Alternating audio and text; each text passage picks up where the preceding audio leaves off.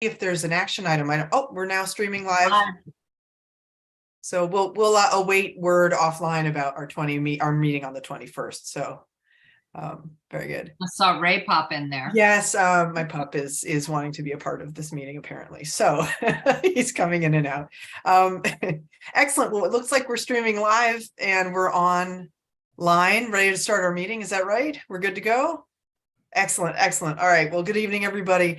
It is 7:06. I'm calling to order our meeting of the Community Services Committee of the Common Council of Norwalk. And I will first do a roll call.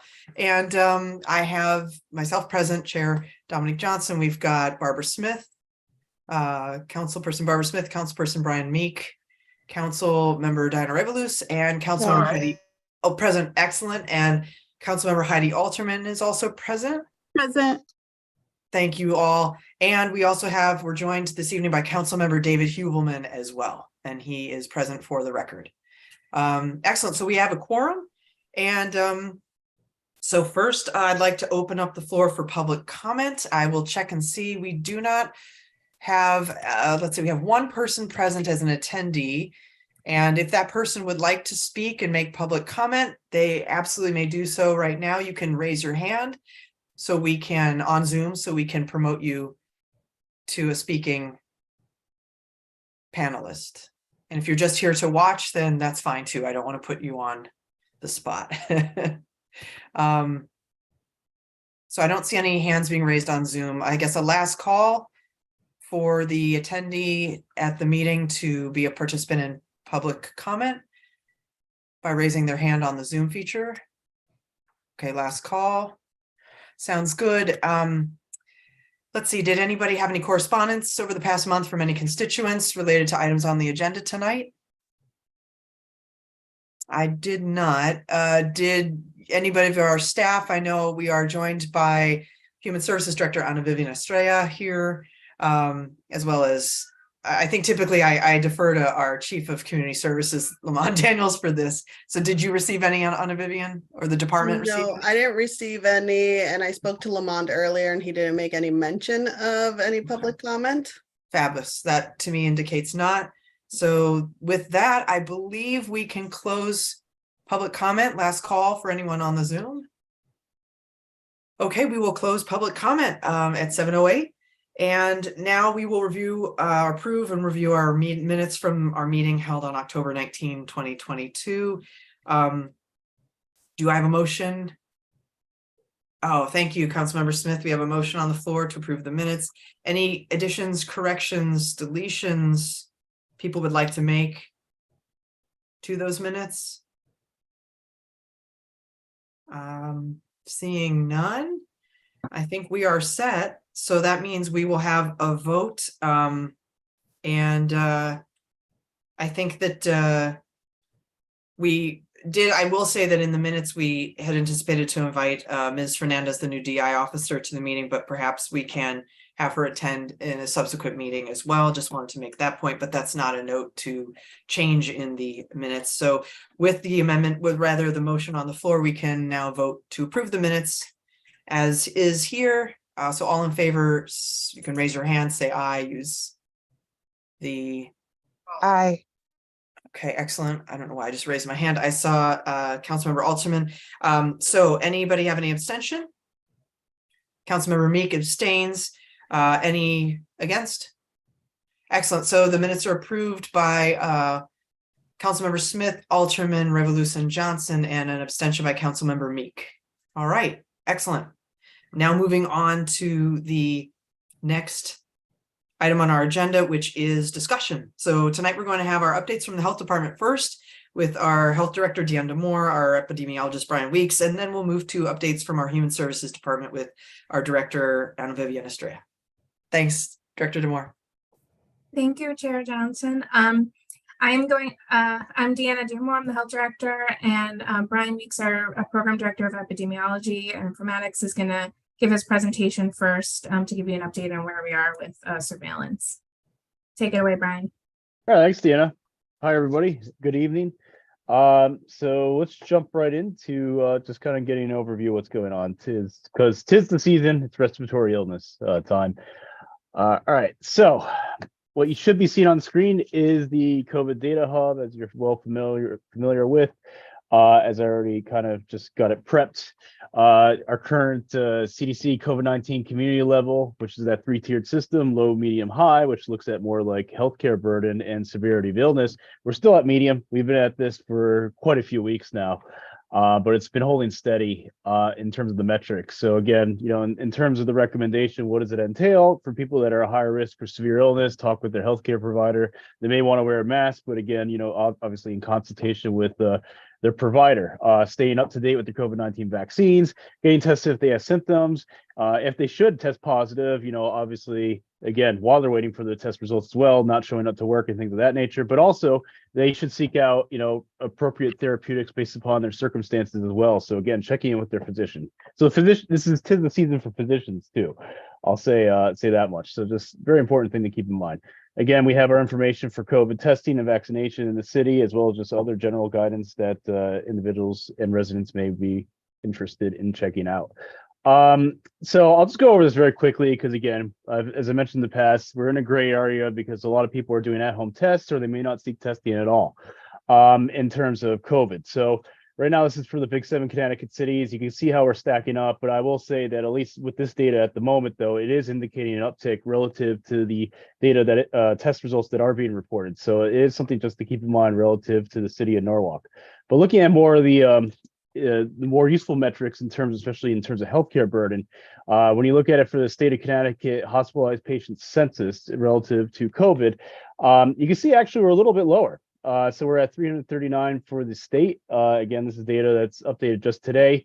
But the thing that I want to emphasize here is, and what's kind of unique, is Fairfield County is actually the highest in terms of that census. So we're at 107, followed by Hartford County at 92, New Haven County at 91. So as we typically see, it's usually Hartford County that is the highest. We're at 107, so it's a difference of 15. But still, it's something important to keep in mind that, as kind of COVID activity slowly increases, and the thing that I really want to caution, and I'll probably mention a couple of times, we're approaching Thanksgiving holiday, and that's a lot of travel, a lot of socialization, family members and other friends kind of getting together.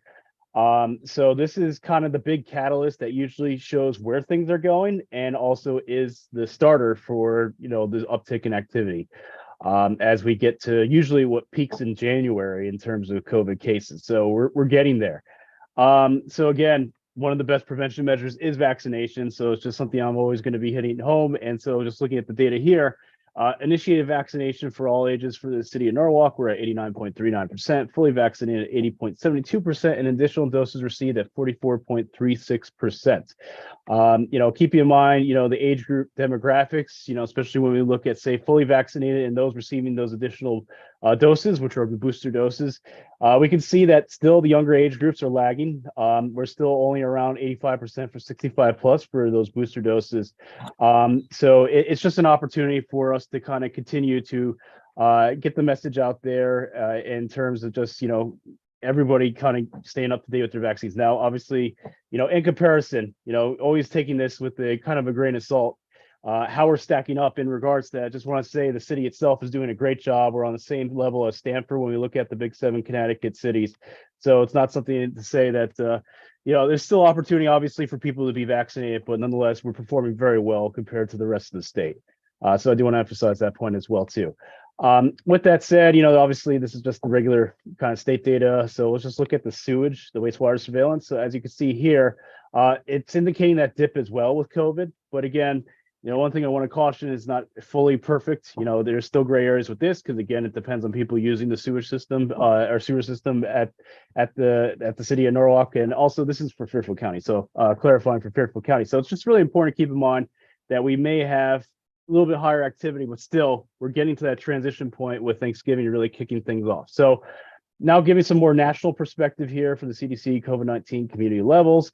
You can see how the Northeast has a decent amount of activity going on, not as much as high activity when compared to, say, the Four Corners in the southwestern portion of the country, but things are going to also pick up as well. And so this has obviously been increasing in terms of the orange, so the high category in the Southwest. And you're going to see here with the kind of the intersection here with New York and Pennsylvania too kind of grow as well. But you can see how New Jersey and even pretty much the majority of Connecticut are in the medium as well. So again, we're kind of in that holding pattern, but things are going to slowly increase. What are the drivers for that? As we're well familiar, there's a lot of subvariants of Omicron out there that are circulating that are really kind of changing this trajectory and playing into this perfect timing as the weather has gotten very cold and we got kind of our first freeze and a little bit of snow here and there. But you can see how BA5 has been decreasing. It's still the largest proportion based upon the current nowcast model from the CDC, but it's only about 30% now. BQ11 is now at 24.1. BQ1 20.1, but then you see BF7 at 7.8, BA 4.6, which we were seeing for some time at 5.5. We even have BN1 at 4.3, BA 526 at 2.9. You can see there's a lot of players now where we just didn't have that landscape before. So there's just so many variables that are playing into this. And so again, it's creating kind of that perfect potpourri or mixture here for especially, as I was mentioning before about Thanksgiving kind of kicking it off. And you can see, especially the green here, which is the majority of those BQ11s and BQ1s, how it's all over the country in terms of every region experiencing almost, at least 50% or somewhere around there in terms of that proportion breakdown. So I think it's just an important thing to keep in mind. We have kind of that perfect mixture. And then on top of that, as we've probably been seeing lately, I'll actually jump over here from the national perspective for flu. So this is influenza-like illness surveillance. You've seen this before. But as you can see, really the southern portion of the country as well as the southeastern portion is very high. It's the highest level it could actually be in terms of influenza-like illness activity, surveillance, and monitoring. You can see how it kind of travels up the eastern seaboard and includes New Jersey, New York, and Connecticut. So the tri-state area is definitely in that high categorization, along with even popular travel destinations like Puerto Rico, California, and Florida. So, when you factor all this in, we're getting hit every different way in terms of respiratory illness. And the point that I want to hit home now, switching over to the Connecticut data for influenza, you can see if you look at this current flu season, the 2022 to 23, you can see it's increasing much earlier than it's ever done in the last couple of years, the last few years. So it's really just important to keep in mind that we're dealing with a lot of things kind of colliding at the same moment.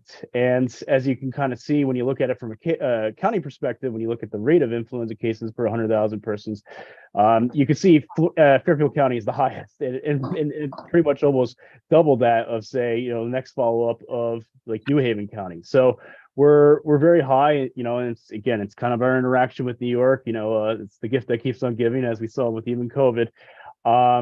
But then, looking at it from more severe illness, when you look at it from hospitalizations related to flu, you can see kind of the flu types that are also kind of contributing to this. So keeping in mind that we have H1N1 circulating. So that's kind of even when we were dealing with, flu back in 2009, that's that kind of a derivative of that strain is also circulating along with H3N2, which we're very familiar with, that shows up every year. That's the one, again, nicknamed the hospitalizer. So that's not a great one to see. But then they also have a lot of type A unspecified, which could be a mixture of those along with other strains. It just didn't get typed and to indicate which type it is, like the H3N2 or the H1N1. And then we also have type B also circulating, which is usually comes at the tail end of the season. So it's not great to see that because it also impacts kind of the tail ends of age groups, young as well as the elderly. And so we got a lot of interesting things happening here, as I mentioned. But as you can see, when you look at the age demographics of those impacted, you can see it doing the typical skewing to 50 years age plus. That's definitely getting impacted in terms of those hospitalizations. But interesting, you got a little peak here in terms of the 30 to 39-year-old age group, and then also pediatric. Again, it's not a large number, but it is something that, is demonstrating some trends in terms of how we're getting impacted, which is, again, not great to see. And then on top of that, as you would see in the news, and I've mentioned in previous meetings, we have RSV that's also abnormally high. So this is looking at it for the United States now. And this is looking at PCR detections of RSV. And, this is looking at it from all the way back to even, late November 2020. So when you look at it from 2020 to now, obviously we had like a very large proportion of RSV back in 2021. But look at us where we're at right now in 2022 in terms of those detections, just nationally speaking. Now there's surveillance data for the state, and you can see how that trend's kind of mirrored here, where it's abnormally high in 2022, where we're at right now in November. So it's just something very much to keep an eye on. And we're not just limited to these three viruses I just discussed, RSV, flu, and COVID.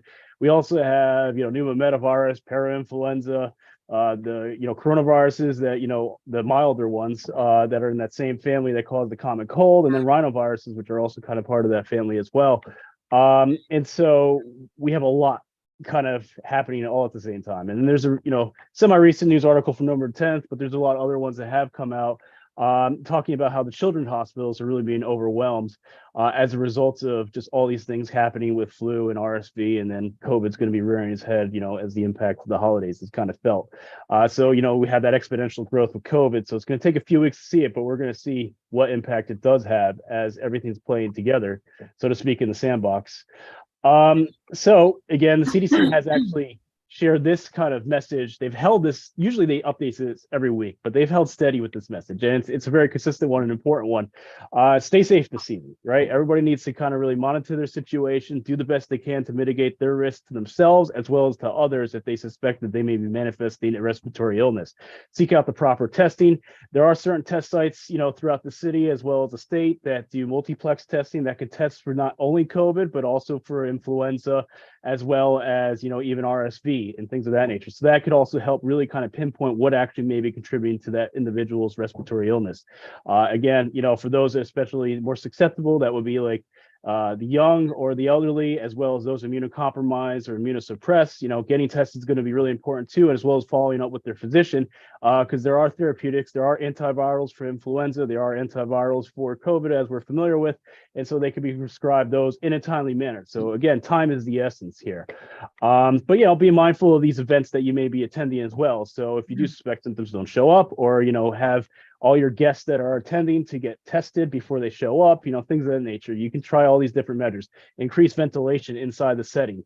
That's going to also be another helpful one, although again, it's been pretty brisk in terms of the cold weather as of late, so that's not going to be the easiest thing. So trying to layer those measures, as we kind of said before, as well as if people feel more comfortable wearing face masks, by all means, monitoring the CDC COVID-19 metrics is going to be important as well, the community levels, because that's going to indicate, especially if we get into the high, technically everybody should be trying to wear a mask at that time because the healthcare system's getting hit pretty hard. So I just want to emphasize that. And then just really quickly, monkeypox, just a quick update about that, because it's been holding fairly stable. But again, the thing that can change that trajectory, as I mentioned before with COVID, is the holidays and a lot of social events. So right now, based upon the CDC, Connecticut's over at, I believe, 143, which again is holding steady from what the state health department publishes in their dashboards. As you can see, it dwindled off to quite a few small handful of cases every week. One thing I will mention about this that's something to take to note is, with Fairfield County, we're still the highest in terms of that volume of cases, but, New Haven and Hartford County have kind of caught up with each other and are not too far behind and, pretty much at the same level of each other.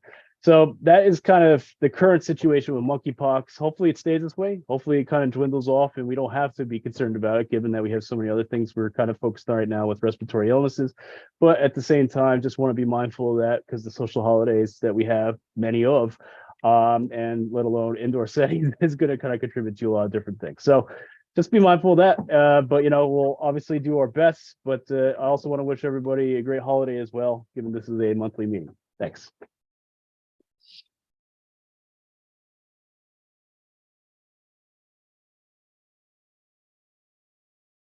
Well, thank you very much, Mr. Weeks. Sorry, I have two Brians next to each other in Zooms with almost similar names. But any questions from? I guess we'll take questions now, Director Demore. Is that all right, or do we go? Okay, That's perfect. Yeah. perfect. Any questions from the committee or council members present about our presentation from Mr. Weeks tonight?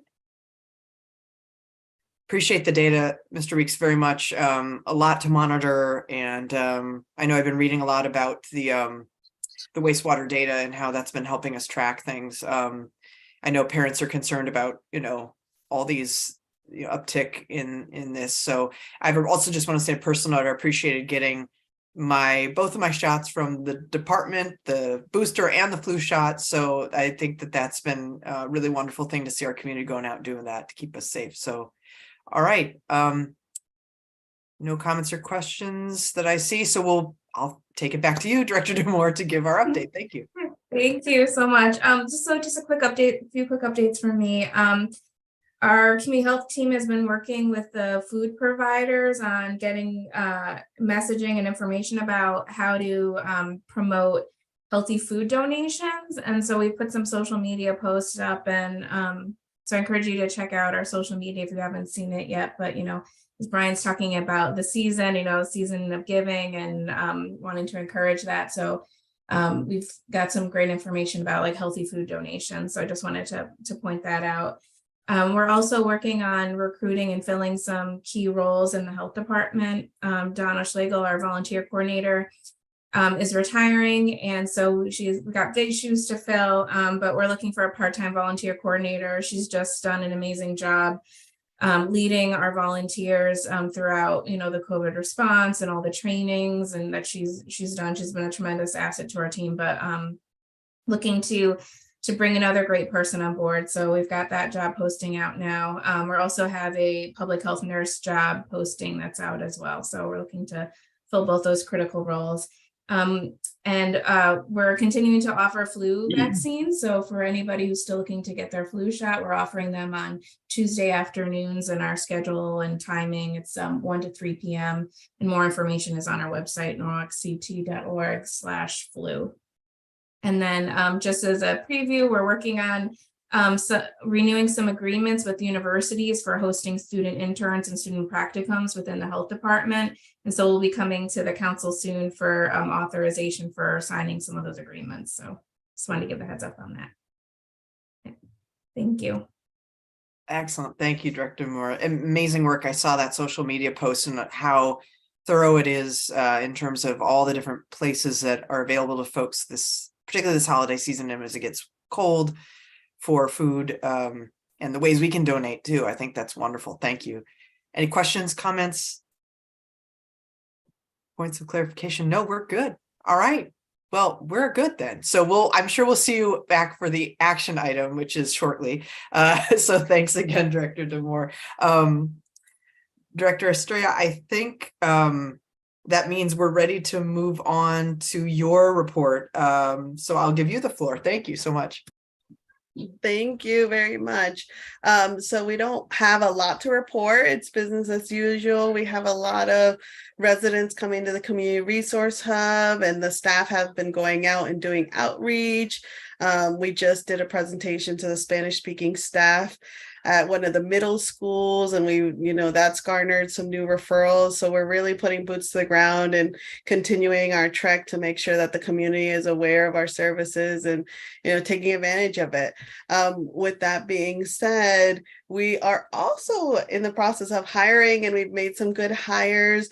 So our new ADA coordinator started last week, and he also hit boots to the ground and is looking to work with Sherelle on some door handles and ADA compliance at the libraries, and just sorting out the plan that was created a couple of years ago to see where we are and touching base. And so I'm really excited to see, the projects that he identifies that we can start really making progress on the plan that was envisioned. And then we have our fair rent person starting on Friday. He was going to start tomorrow, but due to a family emergency, he'll start on Friday, but it's still great to have him on board. And so we're really excited because those are two positions that, as the council knows, has been vacant for quite a long time. And they'll be a huge asset to just continuing our mission to make life better for our residents of Norwalk. And I won't take any of David's thunder with his update that alludes to the action item. That sounds great. Thank you. Thank you so much. Good news all around. And then, as I recall, which of those two roles is going to be working on the language line? That's a fair rent. Fair rent. Okay. Rent. Very good. Because I know in this committee, like last term, we talked about kind of how to, make sure the language line was accessible to everybody in the city government, knowing how to use it. So that's fabulous. Excellent. Excellent. Oh, thank you, Director Estrella. That's great. Any questions, comments from council members, committee members present on any of these updates? Great. Well, I think that means we now can go to our action items, and I believe that means, David, your thunder has not been stolen, and so I can read this action item in, and then we will discuss it. If that sounds all right with everybody. We'll move on to the action items. This is for Youth Services 151. Authorize the Mayor, Harry W. Rilling, to execute any and all documents necessary to accept Department of Children and Families DCF funds in the amount of $35,000 to support the City of Norwalk Juvenile Review Board JRB program. No city match is required for the acceptance of these funds. Do I have a motion from anyone?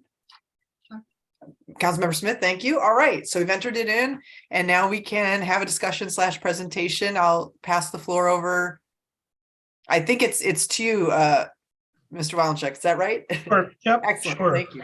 So just to give you a little background on this, we've been advocating for years out of the Youth Services Department for the state to sort of support our JRB program. The state is for years has supported 4 or 5 JRBs around the state, mostly in the very large cities like Waterbury, Hartford, Bridgeport. We're basically fully funding those programs. And in Norwalk, the city was fully funding our JRB program with no additional support from the state. And through our advocacy arm, which is through the Connecticut Youth Services Association, CYSA, we finally have gotten some traction this year, and they broadened the funding streams for JRBs, not every JRB, but they've broadened the funding stream, and Norwalk is going to be included in that, obviously, through this grant.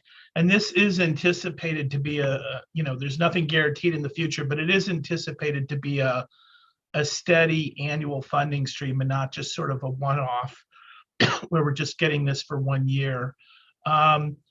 So how we're intending to use these funds is we are going to contract with an organization called Elm Village, and they have a program that's called Critical Messenger, which is sort of a specialized mentoring program. This is a program that was recommended to us by juvenile probation. They use it with some of their, quote, hardest cases, juveniles who are repeat offenders and for serious offenders. And so based on that recommendation, we wanted to pilot this program and see how it works for us. Obviously, if it's not working for us, we can figure out a different way to utilize the funds in the future, but we want to pilot the Critical Messenger program this year, which would be probably matching up 5 to 6 students with a mentor. They would spend 4 to 5 hours a week with them. They try to gauge the interest that the student has and match them with the mentor that can support those interests. Maybe somebody has an interest in music production and they have mentors that work in that area or other areas and try to match them up. They don't cover every area, obviously, but they do have mentors. They're also the mentors they use are people with lived experience who have been through the justice system and changed their lives. Many of their mentors are people of color. And so we're excited and to have this funding to sort of expand the tools we have at our disposal to work with JRB involved youth. We are keeping a small amount, about $4,000 out of the $35,000 we're going to keep for flex funding. There's always things that come up during the year. To give you an example, we had a student last year that we were sending to the wilderness program who went through JRB, and the family, he needed boots and some other supplies. The family just didn't have the money. I mean, a pair of hiking boots can be $150. And so we scraped together some money to help support that. So we're going to use it for things like that. We might have a kid that we want to plug into a sports program where there are enrollment fees. And if it's need-based and they don't have another means of paying for that, we could use some of these flex funds to support that. So that's how in this first year we're intending to utilize this new funding stream, and then we'll evaluate on an ongoing basis if we want to maintain that program with Elm Village, or if we want to do something else with it in the out years. Excellent. Thank you so much for that, David. I suppose what we can do is open for questions and discussions. Any of my colleagues on the council have any questions for clarification?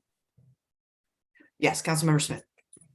Yes, thanks, Chair Johnson. Thanks very much, David, for giving us all this information about the grant. I'm really pleased that the state is pitching in finally, because, you know, you'll be able to continue this really great work that you do with, you know, real support from the state. So that's great. I noticed that, you know, there's quite an uptick this year in the number of cases that you're serving, even you know, comparing it to pre-pandemic. And I guess, you know, that's kind of the way things are after, you know, during the pandemic. So I'm really pleased about the additional funds that you have to serve those kids. I have a question that, you know, I noticed the towns that are being served additionally is Weston. And I'm curious, I remember a few years back that we were working together with Westport. Right. Are we still working with Westport as well? Well, what happened in Westport is we actually still have a contract with Westport, but what happened in Westport is we were originally doing a lot of direct work with them.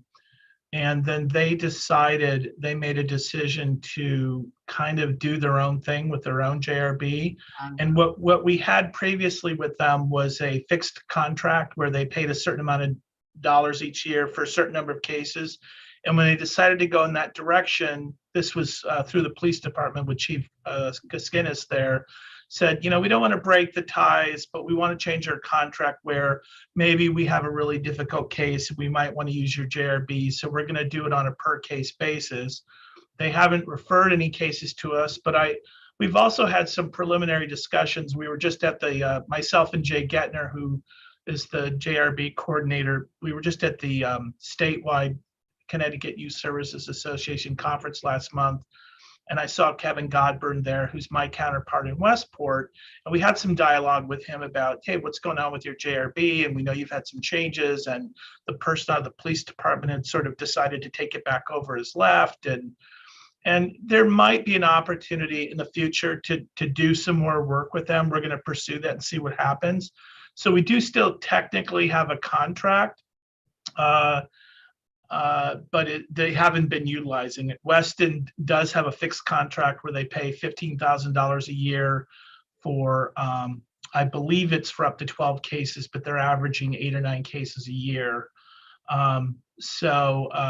Yeah, and there was some discussion. I know I had talked to Anna Vivian and Lamonda. We haven't really gone beyond some initial discussion, but we did have some outreach from New Canaan and possibly from Wilton about possibly having an interest in joining our JRB and regionalizing it.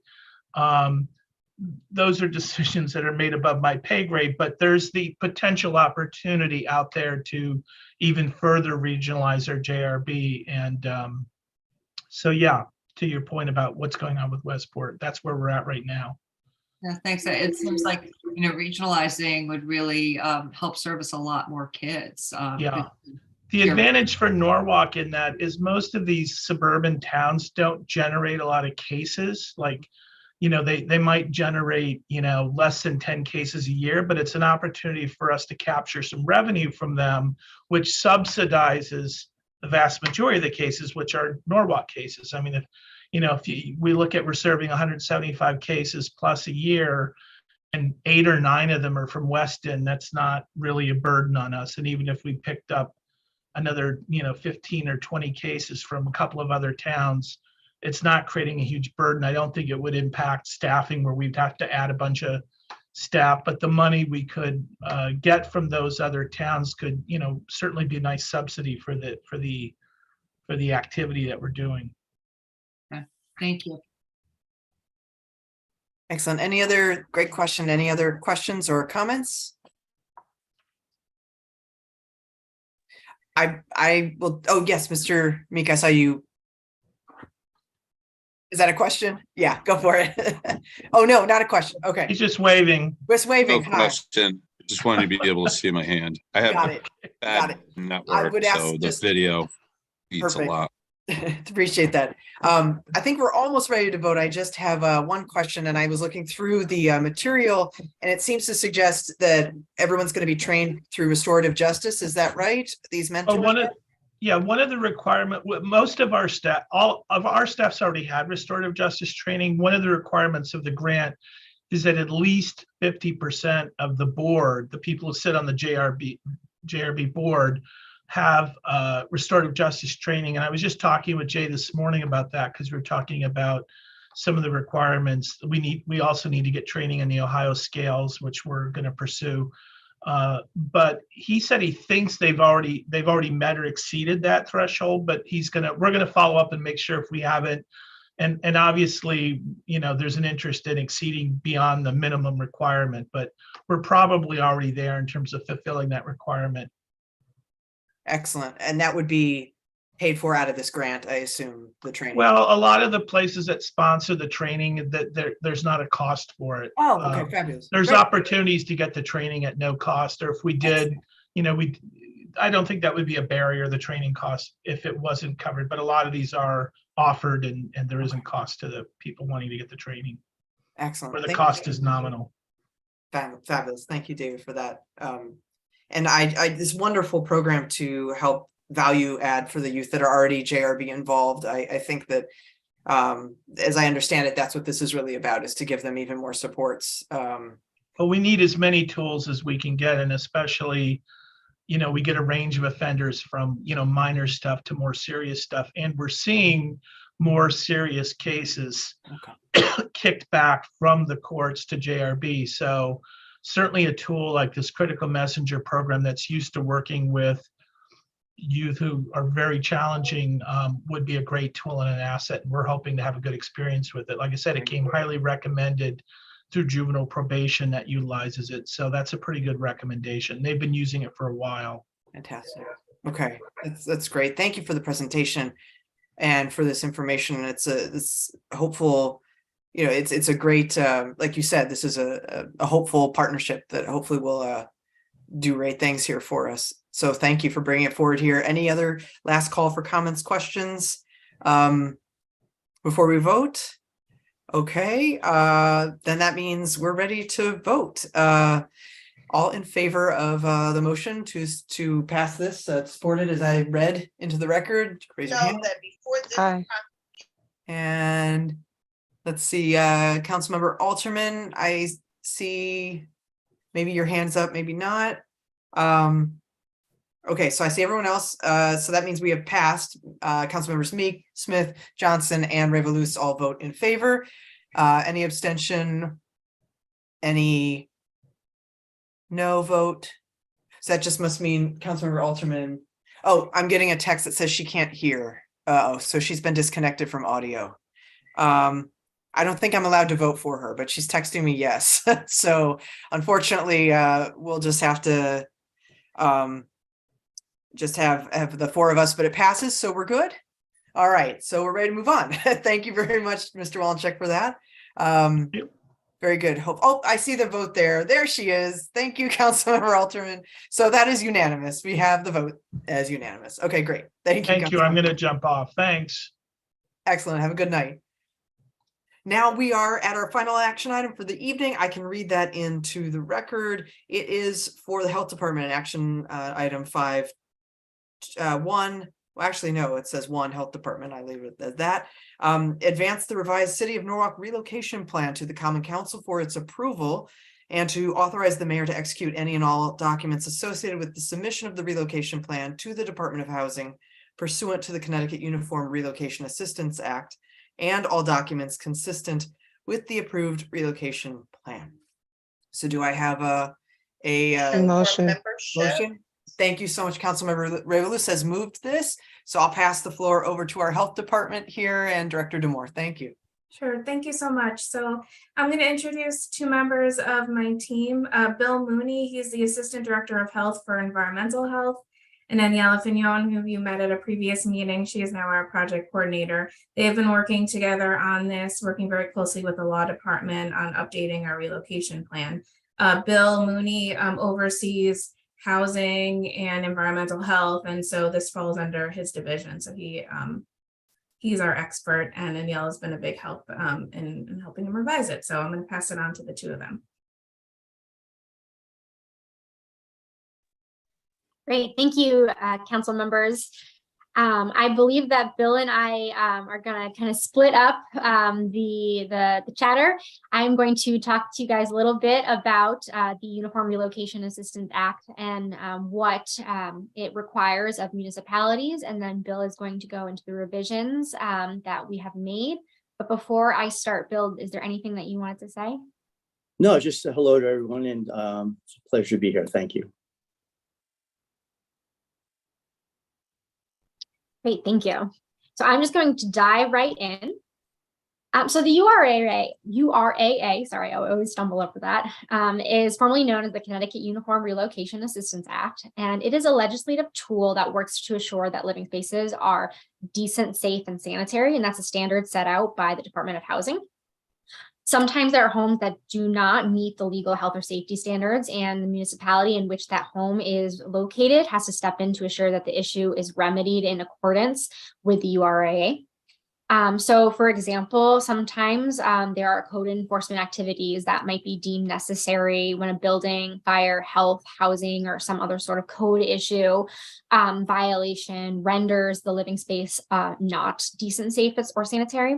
So meanwhile, as these municipality actions or processes are taking place to remedy the issue, the URAA requires that municipalities pay relocation benefits to homeowners or renters who have been displaced by their homes or from their homes by the municipality's action, such as the code enforcement. Relocation benefits include moving expenses and financial assistance for housing expenses arising from the displacement. That can vary based on the unique circumstances of the situation. So sometimes the URAA may allow the municipality to recoup some expenses where a landlord is responsible for the displacement. However, the benefits need to be provided immediately to the displaced individuals, regardless of the ability to recoup money, so that those people can be, relocated to a safe, sanitary, decent home. Consequently, a municipality that takes action resulting in the displacement of any individual has a couple of responsibilities. So one of those is to determine the need for relocation assistance. Based on that, they must supply information on federal and state programs offering assistance to displaced individuals. They have to provide information on the availability and rental charges or sales prices of comparable properties, regardless of whether that is for a home or a rental. And they must provide other services to minimize the hardship of relocation. And that is all so that relocation and relocation benefits can occur as soon as possible. This is in order to be eligible to receive funding from the state for these relocation activities. Like we've done, we have to do all of these things, but in addition to that, a municipality is required to submit a relocation plan to the Connecticut Department of Housing. It's not something that necessarily needs to be approved by them. It really just needs to be submitted so that they have it on file. So what we've done is we revised the City of Norwalk plan to better reflect our existing processes and assure eligibility for financial assistance from the state. And with that, I'm going to turn it over to Bill. Okay, good evening, everybody. So the primary things that we changed were we wanted to get a better definition of emergency housing. Typically, when there's a displacement, the first place to go to would be the emergency shelter, but often, especially with COVID, we weren't able to get people in there. So the next thing to do is get them into a hotel, someplace that's safe and comfortable, and they can work from there in terms of trying to find a new location. So as part of that, we have an application where we used to get some information. We've kind of expanded that application just to get a little more detailed information. One of the things that we need to do when we try and find someone a new home, we have to stay within as many parameters as possible. In other words, find a place with the similar type of rent, same type of number of bedrooms if possible, the same school district, that type of thing. Often that doesn't always match up, and you have to expand the circle, and they have to work with me, with us, diligently to be looking for a place themselves. So we work hand in hand that way, and we also refer them to the Community Resource Hub for any sort of services that they might be able to provide there in terms of helping locate something or maybe get in touch with somebody. So that's the biggest part of it. And like so we've just changed a few minor things, mostly just to align the regulations, what we do. Just Aniela did a good job of that. Make sure everything is lined up properly. We worked with the law department. And so we just wanted you to be able to take a look at it, see, note the changes that we're looking at, and then we'll, once you've approved it, we'll send it up to the state for their review.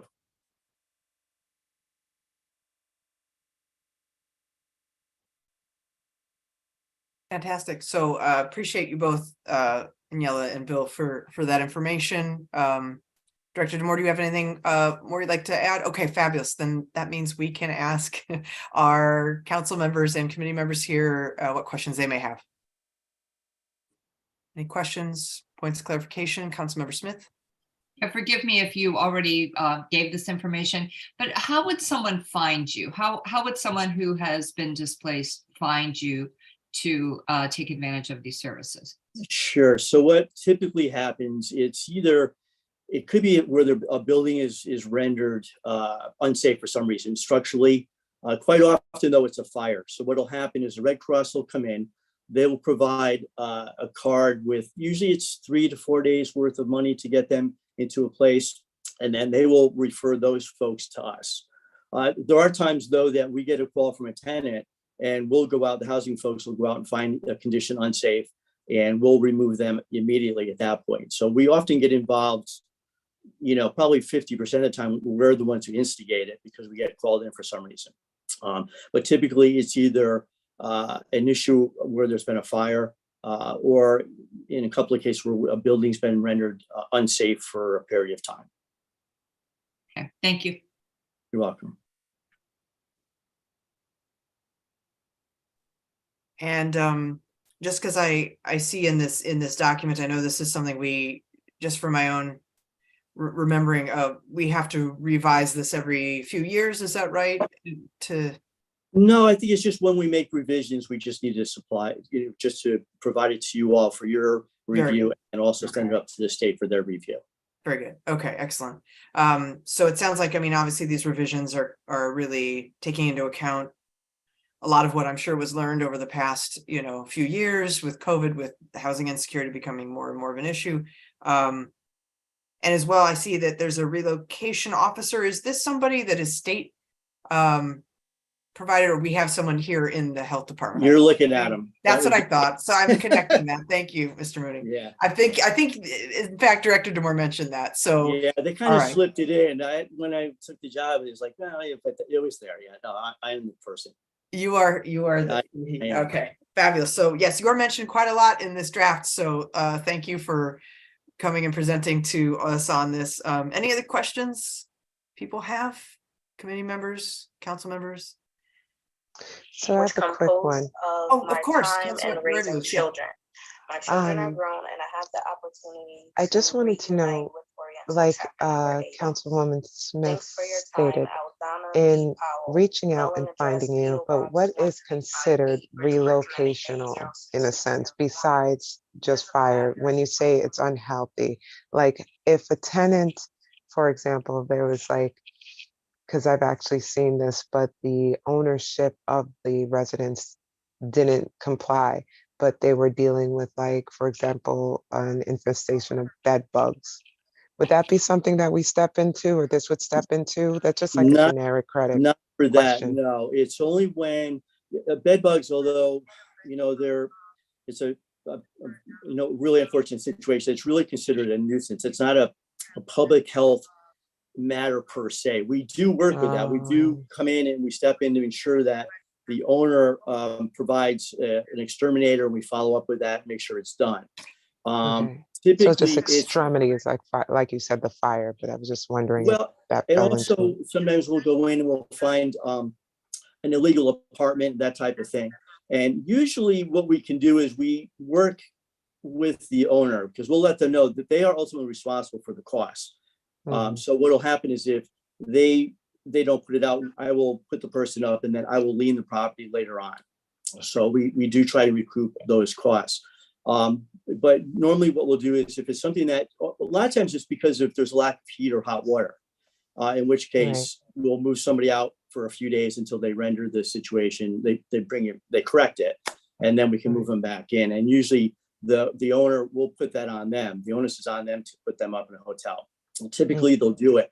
Where we end up doing longer term is when there's a fire, the person is obviously not going back, and it may be a couple of months before they can move on to another location. And usually that gets fairly expensive, and the owner doesn't have that much money to be able to put someone up in a hotel for that long. So that's. I understand now. I get it.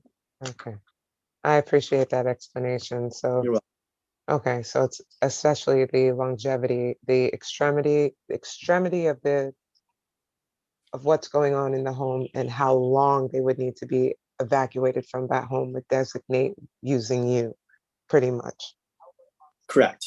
Okay, thank you. That's my only question. You're welcome. Thank you. Okay, excellent. Oh, that was a great question. For clarification, any others? Meaning I think we're ready to vote.